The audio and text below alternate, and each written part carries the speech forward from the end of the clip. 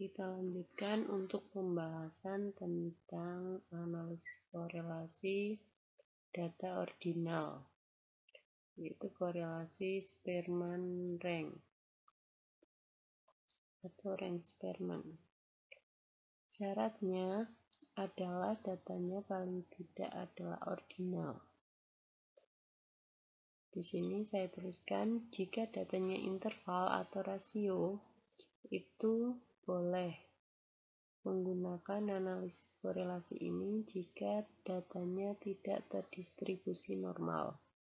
Jadi kalau datanya interval atau rasio dan terdistribusi normal, maka kita menggunakan analisis korelasi sebelumnya, yaitu product moment.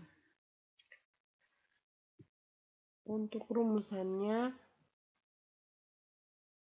rho sama dengan rho itu adalah koefisien korelasi populasi. 1 dikurangi 6 jumlah dari D kuadrat. D adalah beda antara data pengamatan yang dua pengamatan yang berpasangan. N adalah jumlah datanya. Dan uji signifikansinya masih sama seperti sebelumnya, pakai uji T. Hanya saja tadi menggunakan R, kalau di sini menggunakan rho.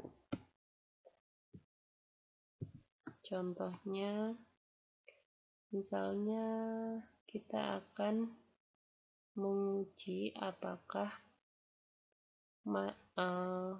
nilai statistik dan evaluasi itu ada hubungannya dengan taraf signifikansi 5%. Maka rumusan hipotesisnya, kita akan mempunyai hipotesis alternatif, hipotesis 0, yaitu tidak terdapat korelasi positif antara nilai statistik dan nilai evaluasi, sedangkan hipotesis alternatifnya terdapat korelasi positif antara nilai statistik dengan nilai evaluasi. Maka untuk perhitungannya, tadi data X-nya, variabel X-nya kita masukkan di sini.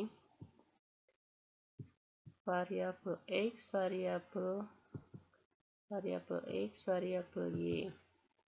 Nah, di sini ada dx. Dx itu adalah peringkat dari masing-masing datanya.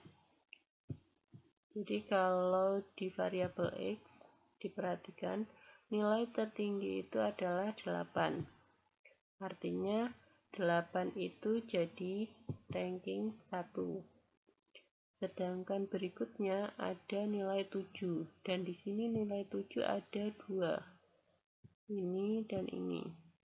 Maka nilai 7 itu berada pada ranking 2 dan 3. Karena 2 dan 3 maka kita rata-rata jadi 2,5. Berikutnya ada nilai 6.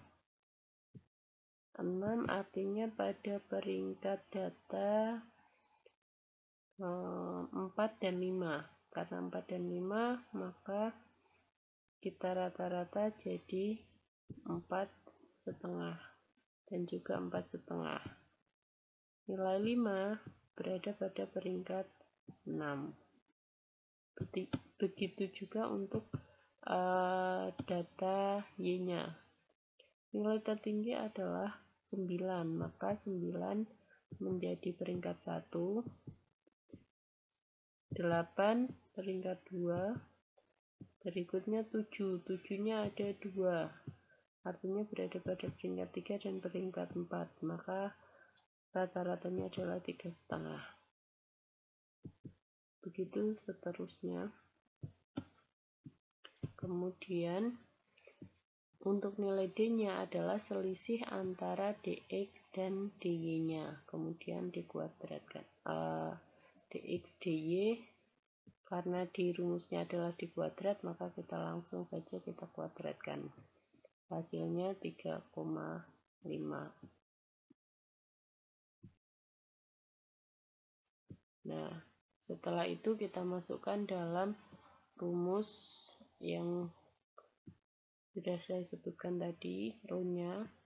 Hasilnya adalah 0,9 positif. Artinya ada hubungan positif antara nilai evaluasi dan nilai statistiknya.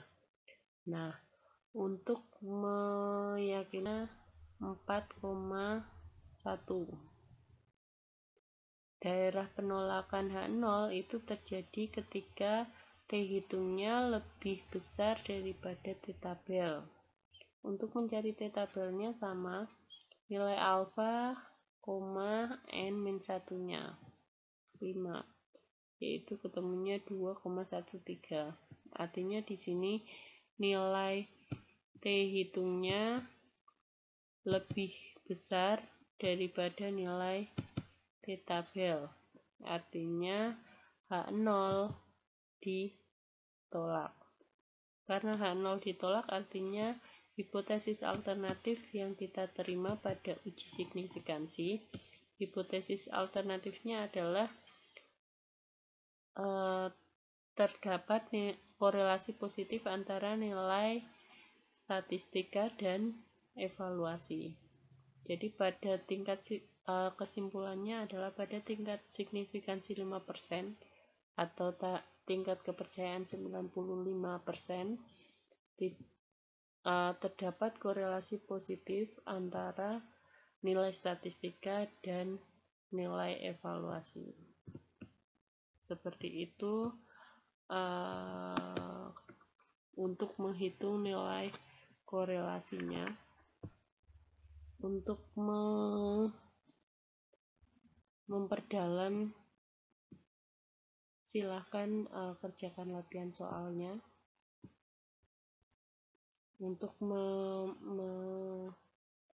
mengetahui rumusannya itu seperti apa secara harfiah tadi sudah saya jelaskan. Kalau ada pertanyaan silahkan disampaikan. Terima kasih.